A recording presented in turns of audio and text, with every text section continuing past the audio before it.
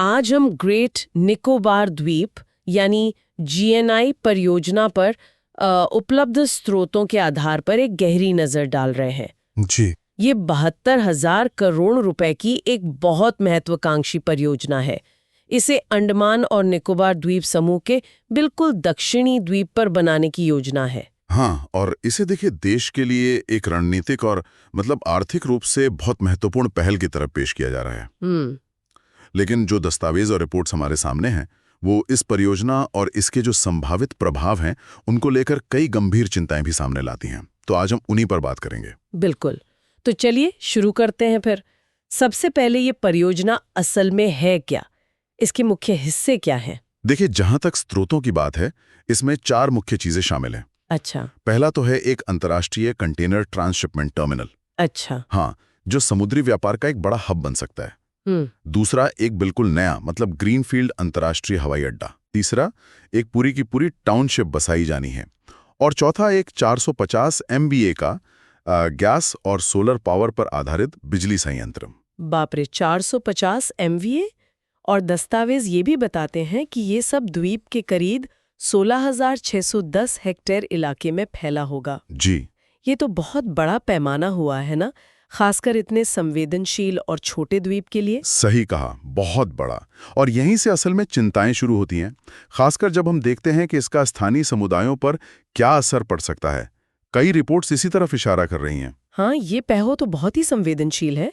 जानकारी तो यही है कि ये परियोजना निकोबारी और शोम्पेन इन 2 जनजातियों के अस्तित्व के लिए खतरा बन सकती है। बिल्कुल।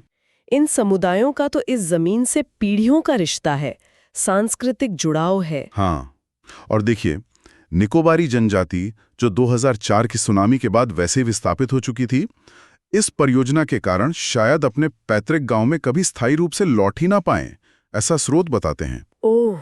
और शोम्पेन जनजाति वो तो PVTG हैं, यानी विशेष रूप से कमजोर जनजातीय समूह। हाँ, सुना है। वो पूरी तरह जंगल पर ही निर्भर हैं। उनके लिए तो विस्थापन और सांस्कृतिक और आर्थिक विलुप्ति का सीधा खतरा बताया जा रहा है। और पर्यावरण का क्या? उस लिहाज से भी तो गंभीर चिंताएं हैं। बहुत ज्यादा। योजना में बड़े पैमाने पर जंगल काटे जाने हैं। अनुमान है कि 8.5 लाख से लेकर सोचिए 58 लाख तक पेड़ काटे जा सकते हैं। 58 लाख? हाँ, और ये कोई मामूली जंगल नहीं है, ये पुराने बायोडाइवर्सिटी से भरपूर वर्षावन है। और मैंने सुना है कि इसमें CRZ-1A क्षेत्र भी शामिल है। हाँ, ये एक और दिलचस्प बात है जो सामने आई है। परियोजना के कुछ हिस्से CRZ-1A में आते हैं। ये तटीय नियमन क्षेत्र की सबसे सुरक्षित श्रेणी है। मतलब जहां मूंगे की चट्टानें और कछुओं के प्रजनन स्थल होते हैं। बिल्कुल। और स्रोतों के अनुसार इन संरक्षित क्षेत्रों में भी निर्माण की योजना है। रिपोर्टों में निकोबार लंबी पूंछ वाले मकाक और समुद्री कछुओं जैसी प्रजातियों पर सीधे खतरे की बात भी कही गई है। और इसका कारण क्या बताया जा रहा है? एक कारण तो ये बताया जा रहा है कि जो प्रभाव आकलन हुए वो शायद ठीक से नहीं हुए, उनमें खामियां थीं। और ये भी नहीं भूलना चाहिए कि ये द्वीप भूकंप और सुनामी के लिहाज से कितना खतरनाक है। बहुत ज्यादा। स्रोत बार बार ये बात उठाते हैं। 2004 की सुनामी ने तो यहाँ भयंकर तबाही मचाई थी। द्वीप का कुछ हिस्सा करीब 15 फीट नीचे धंस गया था। हाँ, याद है। और अभी 2025 में भी तो 6.2 तीव्रता का भूकंप आया था।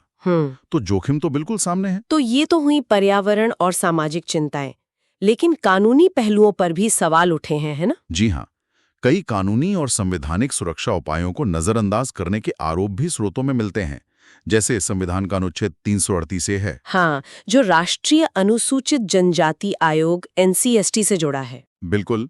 इसके तहत NCST से सलाह लेना अनिवार्य है, लेकिन कहा जा रहा है कि इसे नजरअंदाज किया गया। अच्छा, और वन अधिकार अधिनियम का क्या? हाँ, वन अधिकार अधिनियम 2006 जो शोम्पेन जनजाति को अपने पारंपरिक वन क्षेत्रों के प्रबंधन का अधिकार देता है। स्रोतों के अनुसार उनसे तो कभी पूछा ही नहीं गया, परामर्श ही नहीं हुआ। और जनजातीय मामलों के मंत्रालय की अपनी शोम्पेन नीति भी है शायद। जी, उसका भी उल्लंघन बताया जा रहा है। यहाँ तक कि कुछ रिपोर्टें तो ये भी दावा करती हैं कि जनजातीय परिषद से शुरुआत में जो अनापत्ति यानी NOC ली गई थी वो दबाव में ली गई। ओह, और बाद में रद्द कर दी गई। हाँ, बाद में रद्द कर दी गई। तो ये प्रक्रिया पर सवाल खड़े करता है।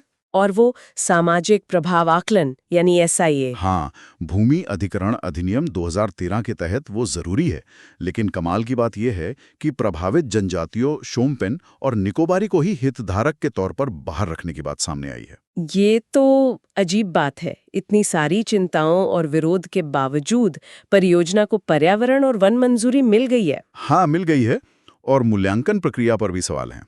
कार्यप्रणाली कैसी थी, कितनी पारदर्शिता थी, इस पर भी प्रश्न चिन्ह लगे हैं। और वो क्षतिपूरक वनीकरण वाली बात, वो कहाँ होना है? हाँ, ये भी देखिए कितना अजीब है। स्रोत बताते हैं कि काटे गए पेड़ों की भरपाई के लिए नए पेड़ लगाने की योजना निकोबार से हजारों किलोमीटर दूर हरियाणा में है। हरियाणा में इसका पारिस्थितिकी पर क्या असर होगा? ये कैसे काम करेगा? यही तो बड़ा सवाल है। इसीलिए एक स्वतंत्र और वैज्ञानिक पर्यावरणीय प्रभाव आकलन EIA की जरूरत पर जोर दिया जा रहा है। तो इन सारे स्रोतों को देखते हुए आगे क्या रास्ता सुझाया जा रहा है? क्या करना चाहिए? देखिए, स्रोत कई कदम सुझाते हैं। पहला तो यही कि NCST, जनजातीय परिषदों और प्रभावित समुदायों के साथ सही मायने में पारदर्शी ढंग से परामर्श हो। ठीक है। दूसरा, एक स्वतंत्र वैज्ञानिक रूप से मजबूत और मौसम के हिसाब से सही EIA करवाया जाए। तीसरा, इतने बड़े इंफ्रास्ट्रक्चर की जगह इको टूरिज्म, रिन्यूएबल एनर्जी और छोटे पैमाने की स्थानीय आजीविका परियोजनाओं जैसे विकल्पों पर गंभीरता से सोचा जाए। और वनीकरण, वो हरियाणा वाला प्लान तो ठीक नहीं लगता। बिल्कुल नहीं। क्षतिपूरक वनीकरण अगर करना ही है तो वो निकोबार के इकोसिस्टम के अंदर ही होना चाहिए, ना कि कहीं और। और आखिर में, द्वीपों के लिए कोई भी विकास योजना बने, उसमें भूकंप और सुनामी से बचाव और लचीलेपन को सबसे ज्यादा प्राथमिकता देनी होगी। तो कुल मिलाकर ये पूरा मामला एक बहुत ही नाजुक इकोसिस्टम में बड़े पैमाने पर विकास, स्वदेशी समुदायों के अधिकार, जैव विविधता और आपदा जोखिम, इन सब के बीच संतुलन बनाने की एक बहुत मुश्किल चुनौती को दिखाता है। बिल्कुल, और ये हमें सोचने पर मजबूर करता है कि क्या इस तरह की विशाल विकास परियोजनाएं शुरू से ही, मतलब डिजाइन स्टेज से ही, पारिस्थितिक संवेदनशीलता और स्थानीय समुदायों के अधिकारों और उनके ज्ञान का सम्मान करते हुए आगे बढ़ सकती हैं? या फिर ये पहलू हमेशा सिर्फ एक बाधा या बाद में पूरी की जाने वाली फॉर्मेलिटी ही बने रहेंगे? ये एक ऐसा सवाल है जिस पर हमें आगे सोचने की जरूरत है।